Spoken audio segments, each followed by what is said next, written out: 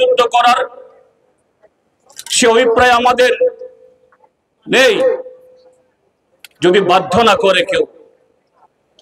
কিন্তু আজকে এই রাজ্যের ভীত, সন্ত্রস্ত, কলঙ্কিত, জনগণ দ্বারা বর্জিত ভারতীয় জনতা পার্টি এবং ত্রিপুরা আইপিএফটি জোট সরকার,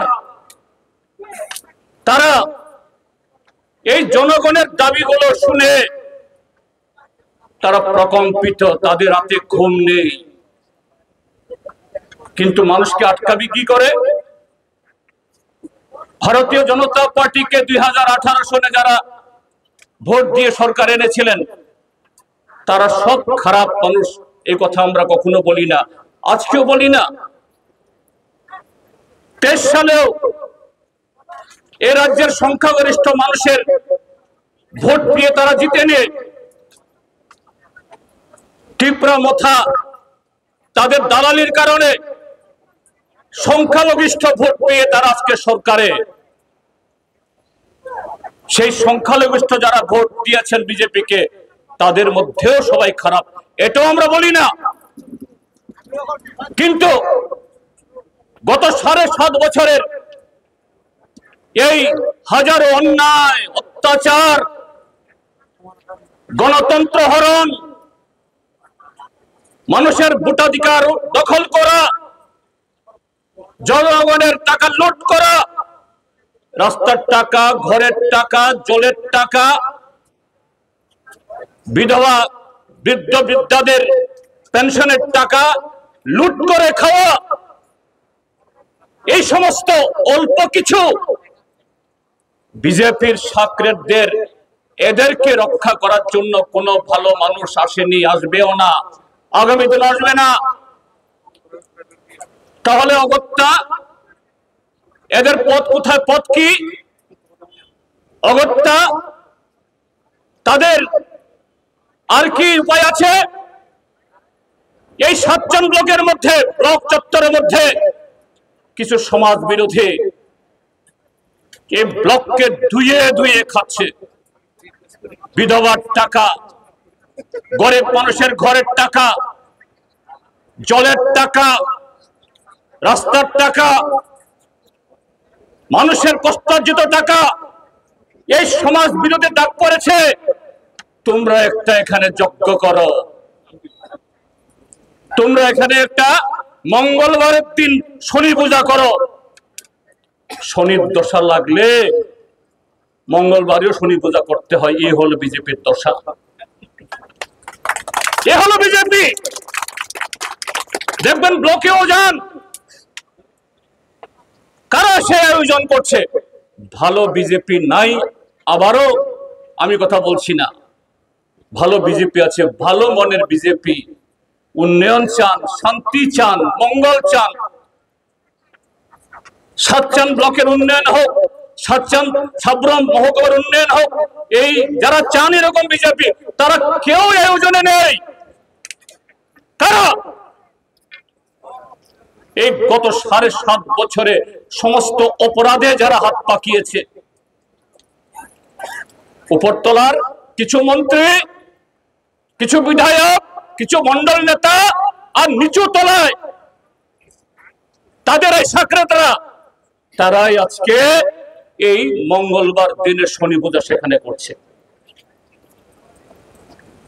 আর এদেরকে রক্ষা করার জন্য ডাক্তার মানিক সাহা, নামের আগে লেখেন প্রফেসর, ডাক্তার। হ্যাঁ, তিনি প্রফেসর ছিলেন, ডাক্তার ছিলেন, আমরা তাকে সম্মান করি সে কারণে। কিন্তু একজন ডাক্তার যেই হন, তিনি মানবিক দিক থেকে উদার হন। একজন প্রফেসর মানুষ শুধু সাধারণ স্কুলের শিক্ষক না, মেডিকেল কলেজে পড়ান শিক্ষক, তিনি বিজ্ঞ হন। সেই ডাক্তার মানিক সাহা আজকে এই দুর্নীতি, অন্যায়ে আস্তে আস্তে যেভাবে জড়ে গেছে, প্রশাসনের কাছে খবর এসেছে যেভাবে হোক সিপিএম কে ব্লক চত্বর অব্দি যাওয়া থেকে বারণ করুন। তাই এখানে এসডিপিও ওসি ওই সাবরুম মহকুমার ডেপুটি কালেক্টরকে পাঠিয়েছে। আমাদের লড়াই তো এসডিপিওর বিরুদ্ধে না, আমাদের লড়াই এই উর্দিধারী টিএসআর পুলিশ বা সিআরপিএফ বন্ধুদের বিরুদ্ধে না, তারাও আমাদের ঘরের সন্তান, এ দেশের সন্তান। আজকে সারা দেশে ওই নরেন্দ্র মোদী অমিত শাহ নেতৃত্বে এই দেশটাকে যে দহন চলছে, লুট চলছে, দেশটাকে রসাতলে পাঠিয়ে দিচ্ছে। সে গুজরাট থেকে, বিহার থেকে, উত্তরপ্রদেশ থেকে জওয়ানরা এসছে, তারাও নিপীড়িত, তাদের সাথে লড়াই করে রাজপথে মাথা ফাটিয়ে আমাদের যুদ্ধ না। আর আজকে যদি আমরা চাইতাম, হ্যাঁ আপনাদেরকে কুর্নিশ জানাচ্ছি, আপনারা হয়তো বা কেউ কেউ আমাদের উপরে ক্ষুব্ধ হয়েছেন, নেতৃত্ব ক্ষুব্ধ হয়েছেন, কেন আমাদেরকে বাধা দিলেন? আজকে আমরা 7 জন ব্লকে যেতে পারতাম। হ্যাঁ পারতাম, পারতাম তো, আমরা পারতাম, এখনো পারি, পুলিশ বাধা দিলেও পারি, কিন্তু সেখানে গিয়ে কার সাথে আমাদের লড়াই হবে? এই চোর বাটপারদের সাথে আমাদের লড়াই তো চোর বাটপারদের সাথে লড়াই না, আমাদের লড়াই তো জনগণের টাকা যারা লুট করে খাচ্ছে তাদের বিরুদ্ধে লড়াই না।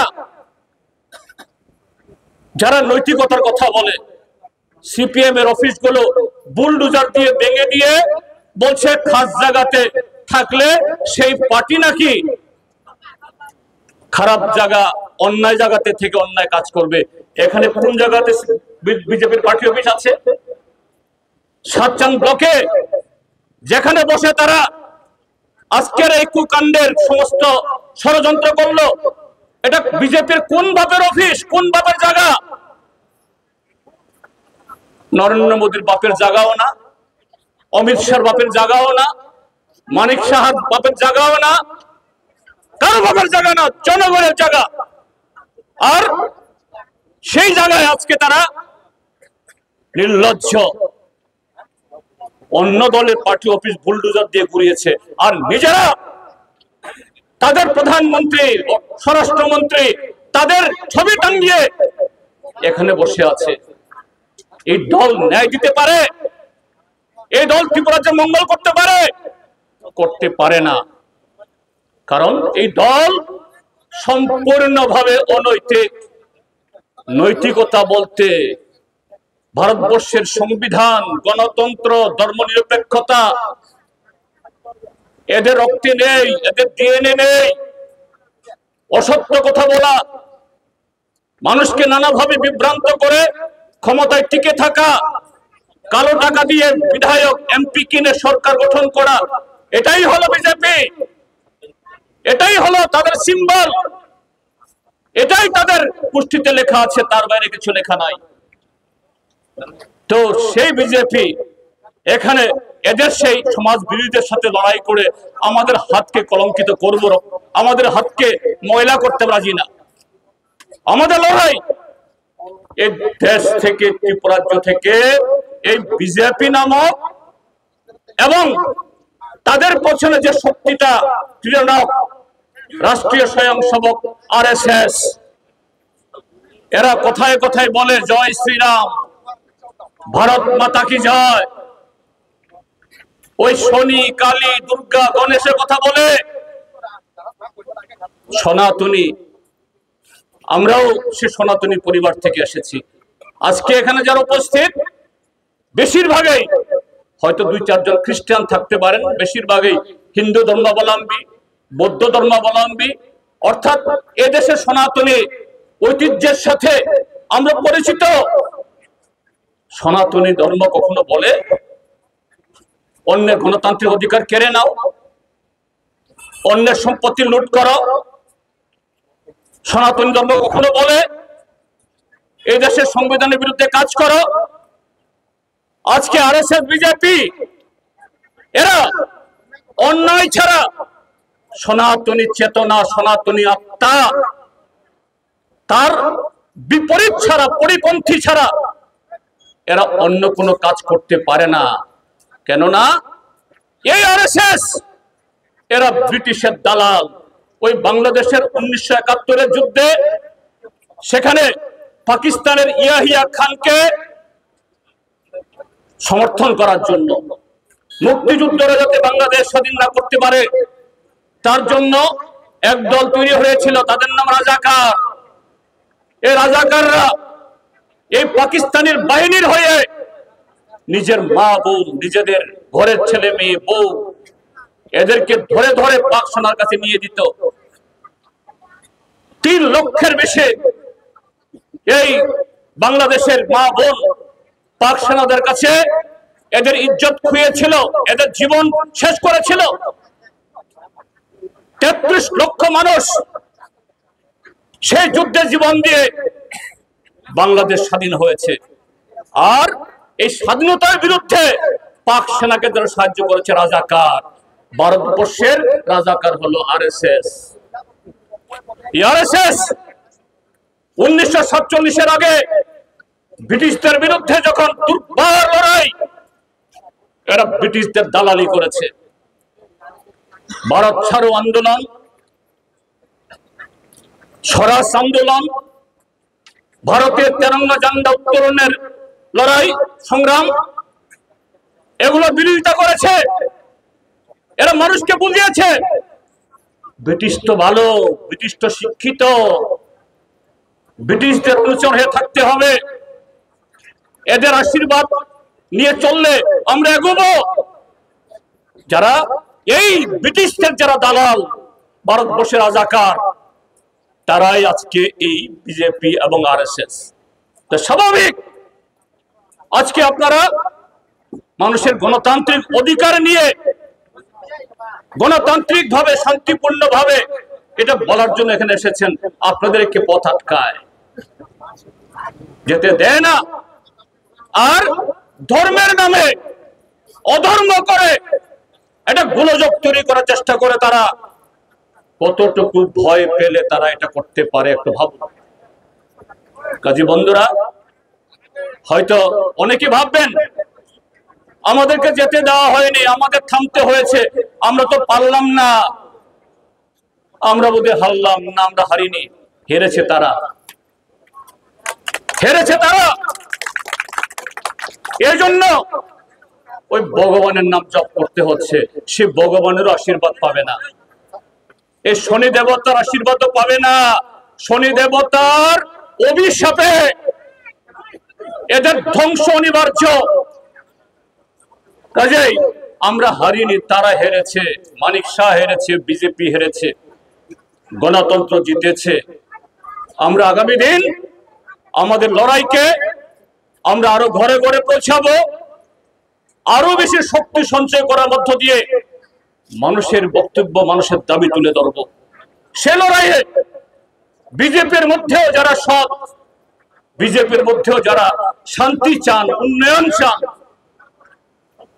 এই চুরি, বাটপারি, ডাকাতি যারা পছন্দ করেন না, অতিষ্ঠ হয়েছেন, তাদেরকে আহ্বান করি, চিনে রাখুন এই সমস্ত চুনিপুটেরা এরা কারা? এরা আপনারও শত্রু, শুধু সিপিএম এর শত্রু না, এরা সমাজের শত্রু, রাজ্যের শত্রু, দেশের শত্রু, উন্নয়নের শত্রু। কাজে আমি আর কথা আরো বাড়াবো না। আমি আবারও আপনারা যারা আজকে এই লড়াই অংশগ্রহণ করেছেন তাদের সকলকে আন্তরিক শুভেচ্ছা, অভিনন্দন জ্ঞাপন করে